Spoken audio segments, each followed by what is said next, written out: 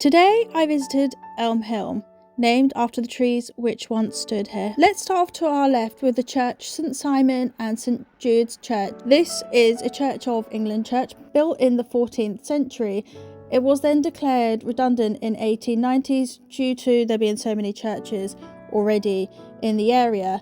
The tower collapsed in 1911. It was supposed to go under demolition in the 1920s, but it was prevented by the Norwich Society. This also helped save Elm Hill. To our right we have Olives, which does one of the best breakfasts apparently in Norwich, so we'll definitely have to check that out. Elm Hill is famous for being used in Stardust and also in a festival film, Jingle Jangle, on Netflix. Elm Hill is known to be one of the most beautiful old streets in Norwich, known for its cobbles, medieval architectures, and just its complete beauty.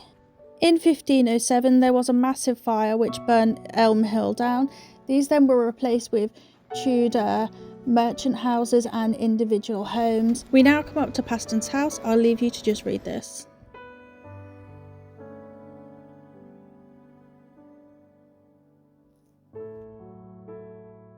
We are now approaching lots of little shops such as bookshops, and as we come around this corner and go up this hill past this really cute water pump, we're going to come towards the Jade Tree, which is a crafts and art shop. It looks super cute.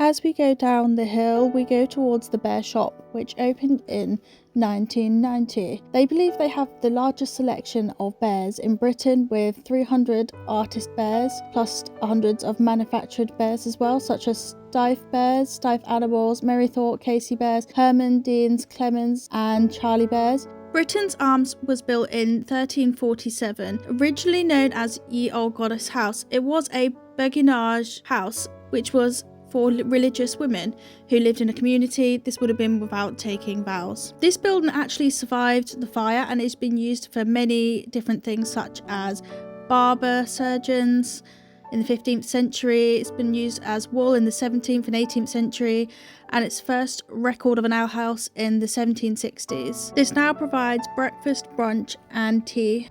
Here we have Elm Hill Craft Shop, which has been open since 1936, which was opened by two friends, Joyce Wilkinson and Doris Jewson, as one of the first craft shops opened in England.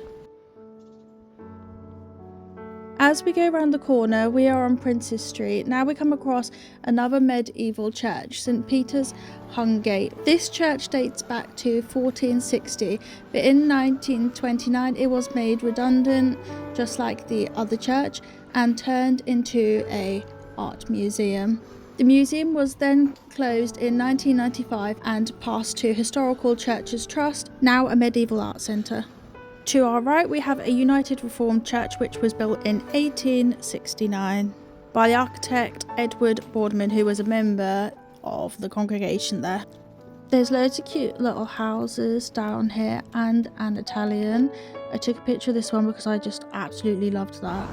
To our left we have the parish of St George. St George is an important saint in the history of Norwich. He's the saint of Norwich, and although he is the saint, there is only one church in Norwich that is named after him. St George was a part of the civic government throughout the late medieval periods up until 1731. Some parts date back to the 13th century, although a lot of it is Victorian restoration. We are at the end, coming up towards Tombland. To our left we see Edith Cavell pub, which would have originally been the Army Navy stores until 1981. It was named Edith Cavell as Edith Cavell's memorial is in the cathedral just opposite. She is buried in Norwich Cathedral as wishes of her family to be brought back to her native county, despite suggestions she should be buried in Westminster Abbey.